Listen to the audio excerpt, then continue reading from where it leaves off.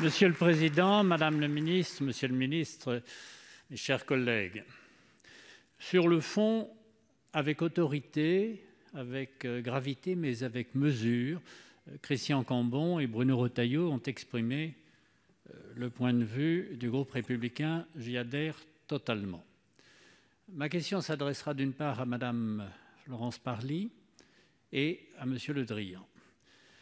À Madame le ministre de la Défense, je voudrais lui poser la question suivante. À quel niveau de participation européenne estimez-vous que la force Takuba représentera une véritable coopération de pays volontairement et profondément associés à notre effort, afin que la France ne soit pas seule et que ces participations qui sont significatives, courageuses, mais qui restent très minoritaires, puissent revêtir un signal fort d'un soutien européen à notre opération Barkhane, qui est l'opération de toute une région africaine.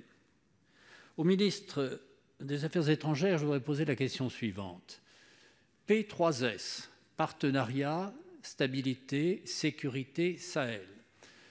Quelle est votre attitude vis-à-vis de trois grands pays, la Turquie, présente en Libye, vous l'avez évoqué, au Soudan, en Somalie, à Djibouti. Voulez-vous l'associer pour la mettre au défi de prendre ses responsabilités au-delà du simple discours idéologique? Même motif, même punition pour la Russie, curieusement passionnée par la RCA. Et pour la Chine, présente partout économiquement, absente politiquement. J'ajoute enfin, et ce sera le dernier point de cette interrogation, mais vous les avez en partie répondu, Joe Biden constitue pour vous une espérance, une inquiétude ou un prolongement? Merci, chers collègues. Alors, une minute par ministre. Il y a deux questions, une minute par ministre. Je ne sais pas qui veut commencer. Monsieur le ministre des Affaires étrangères.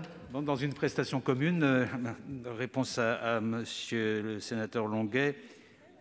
Oui, mais je ne savais pas si le règlement permettait que l'on puisse répondre à deux sur un temps de 2 minutes, donc je vais aller vite sur mon interrogation sur Turquie, Chine, Russie par rapport au Sahel.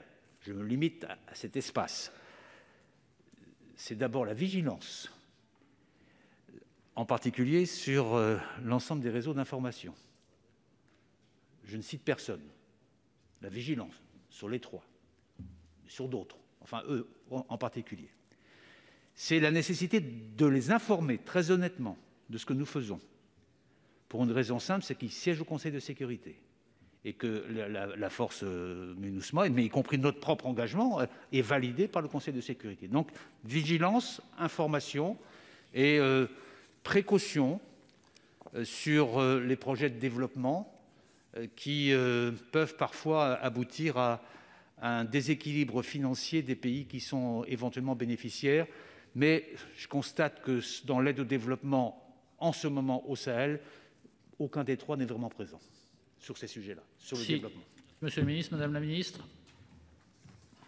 Merci, Monsieur le Président. Monsieur le sénateur, je crois qu'il est difficile de répondre de façon arithmétique à votre question. Ce n'est pas un sujet de chiffres. Il y a un certain nombre de conditions pour que ça fonctionne et que ça fonctionne bien.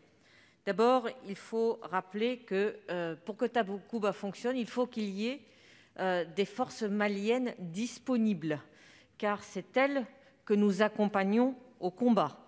Et cela renvoie à la réponse que je faisais tout à l'heure. Pour que ces forces maliennes soient disponibles en nombre croissant et de façon permanente, il faut aussi s'assurer que les forces armées se restructurent pour générer cette force sur le terrain.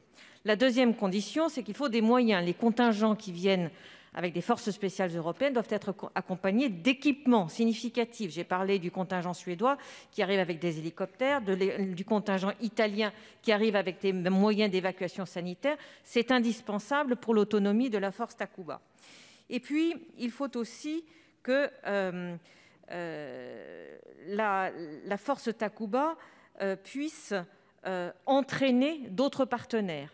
Et là, nous voyons qu'il y a une dynamique de la force Takuba, puisqu'aujourd'hui, il y a 5 partenaires principaux, mais il y a 4 autres partenaires potentiels qui se présentent, le Danemark, le Portugal, la Belgique, les Pays-Bas. Il faut conclure, Et enfin, Madame la Ministre. il y a d'autres partenaires qui, encore très récemment, ont fait une expression de volonté de participer, qui ne sont pas nécessairement membres de l'Union européenne, mais qui sont des Européens.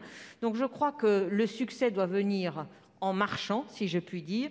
Et en tout cas, c'est ce que nous constaterons dans les prochains mois, car la force conjointe sera opérationnelle, la force Merci, Madame la Ministre. sera opérationnelle cet été.